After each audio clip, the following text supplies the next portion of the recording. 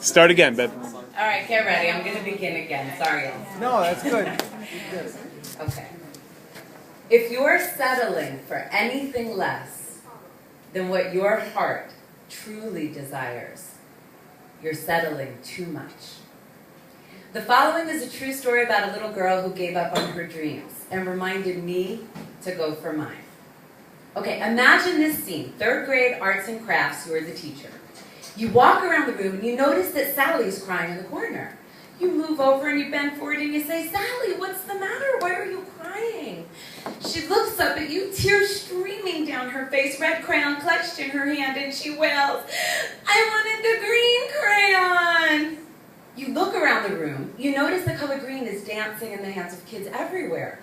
Confused, you turn back and you say, "Sally, if you wanted the green crayon, why don't you get up and get it?" Anne Carson said there are 3 characters in any story of Eros: lover, beloved, and that which comes between them. And the question that I want to pose to you today, since you're all living a love story, is what holds us back from going for what we really want?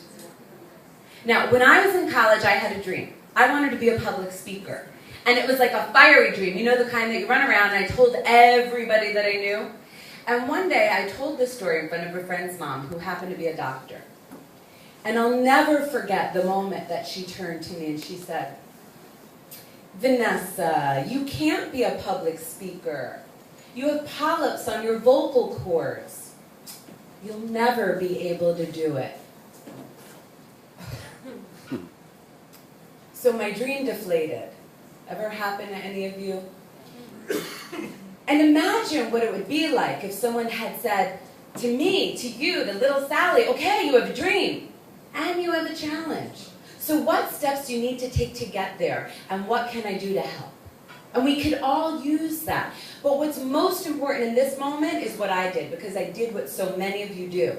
I bought into her reality.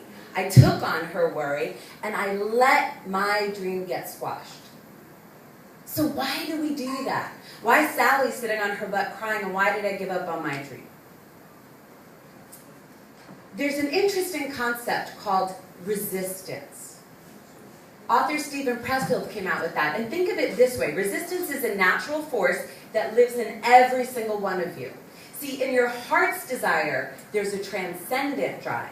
It's a drive to move beyond where you are to something greater, right? Well, resistance is the counter. It's like gravity, only in this case it pulls you down to small, safe, predictable living. Resistance shows up in voices in your head that say things like, "Why bother? You'll never get it." Or, "Who do you think you are anyway?" Or, "Be practical." Resistance tells you you're not good enough. Resistance can kill your dreams. Now, I remember thinking at some point that if I just worked on myself enough, or the timing was right, or my dream got clear, right, then I'd be so confident that it'd be easy to just walk towards my dream.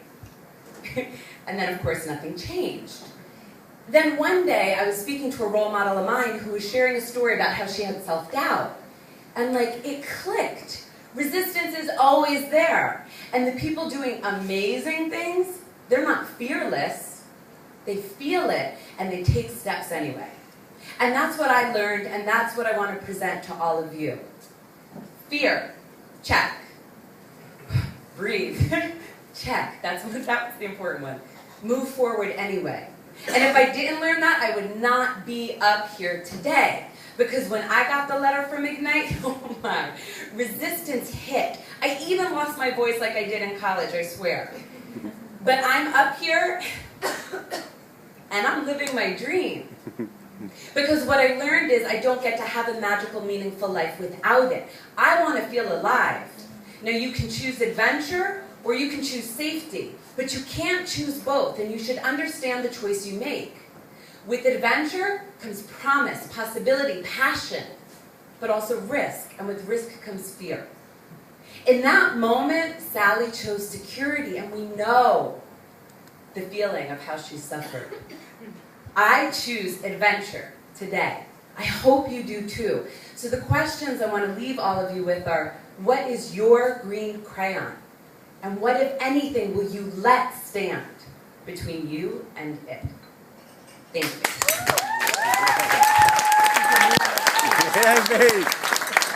Very good.